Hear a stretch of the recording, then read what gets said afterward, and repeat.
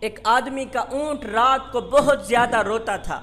وہ آدمی میرے حضور علیہ السلام کی خدمت میں حاضر ہوا، عرض کی حضور بندہ نواز میرا ایک اونٹ ہے جو رات کو بہت زیادہ روتا ہے، حضور آپ میرے اونٹ سے پوچھیں کہ آخر وہ کس وجہ سے روتا ہے۔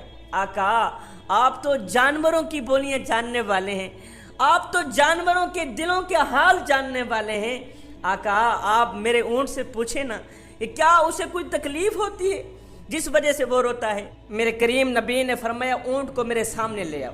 مالک دوڑ کے گھر گیا، اونٹ کو میرے کریم نبی کے سامنے لے آیا، میرے کریم نبی کی خدمت میں کھڑا کر دیا۔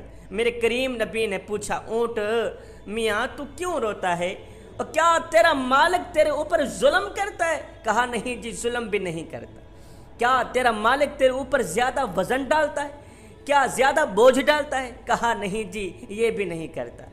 میرے کریم نبی نے پوچھا اونٹ کیا تیرا مالک تجھے چارہ نہیں ڈالتا؟ اونٹ نے کہا نہیں جی میرا مالک مجھے چارہ بھی ڈالتا ہے۔ اچھا پانی نہیں پلاتا؟ نہیں جی پانی بھی پلاتا۔ اور پھر تو کس وجہ سے روتا ہے، کیا تجھے کوئی تکلیف ہے؟ کہا نہیں جی تکلیف بھی نہیں۔ اونٹ نے کہا آقا تکلیف بھی نہیں۔ میرے کریم نبی نے پوچھا میاں آخر تو کس وجہ سے روتا ہے، وجہ تو بتا۔ اب اس اونٹ نے جو وجہ بیان کی، جوانوں دل کے کانوں سے سنیے گا، اس اونٹ نے کہا آقا میرا مالک رات کو عشاء کی نماز پڑھے بغیر سو جاتا ہے۔ میرا یہ جو مالک ہے نا رات کو عشاء کی نماز پڑھے بغیر سو جاتا ہے، اور جب میں اپنے مالک کے بستر کے نیچے جہنم کی آگ کو اپنی آنکھوں سے دیکھتا ہوں تو میری آنکھیں چھم چھم برسنے لگ جاتی ہیں۔ میرا مالک رات کو عشاء کی نماز پڑھے بغیر سو جاتا ہے، اور جب میں مالک کے بستر کے نیچے جہنم کی آگ کو جلتا دیکھتا ہوں تو میرا دل روتا ہے۔ جب دل روتا ہے تو میری آنکھیں بھی چھم چھم برسنے لگ جاتی ہیں۔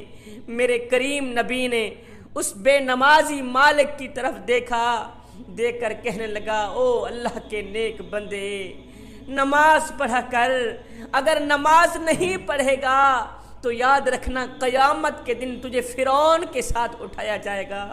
اگر نماز نہیں پڑھے گا تو قیامت کے دن تجھے نمرود کے ساتھ اٹھایا جائے گا، قارون کے ساتھ اٹھایا جائے گا۔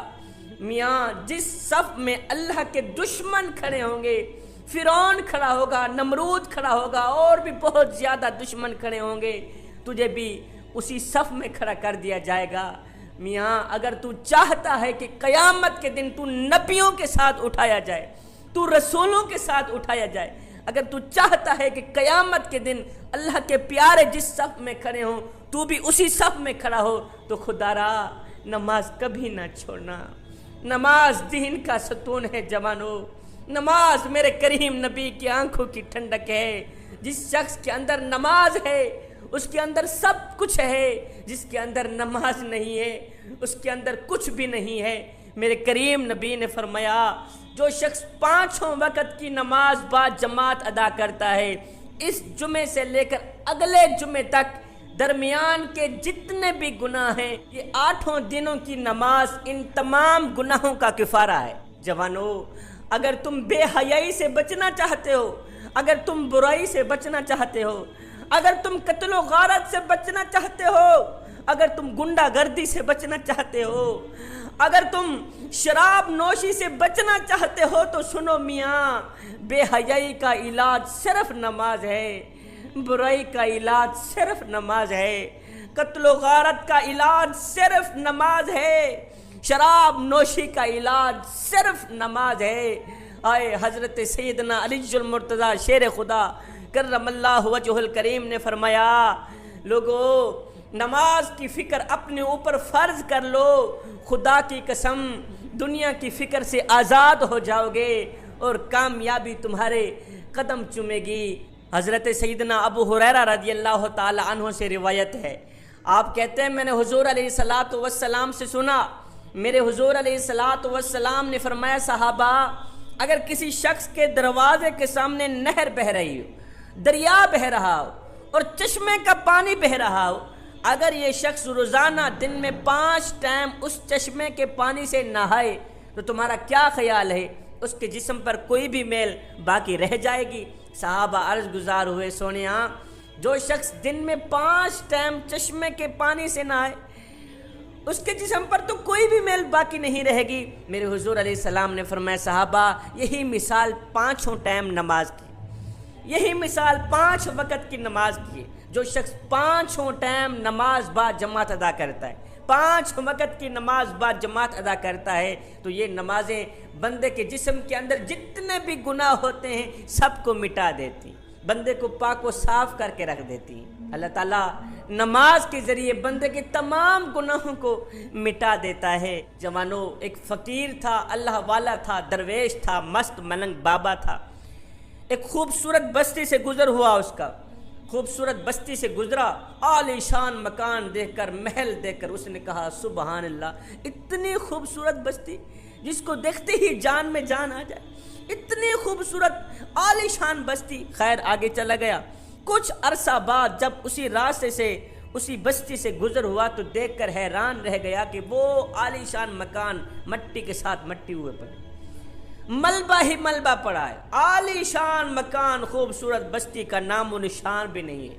وہاں ایک اللہ والا تھا، یہ فقیر اس اللہ والے کے پاس گیا، پوچھوں تو صحیح کہ آخر کیا وجہ بنی، یہ تو آباد شہر تھا، خوبصورت شہر تھا، آخر اس شہر کو کس بد نظر کی نظر لگ گئی کہ یہ شہر تباہ و برباد ہو گیا۔ یہ فقیر اس اللہ والے کے پاس گیا، پوچھا بابا جی آخر کیا ہو گیا؟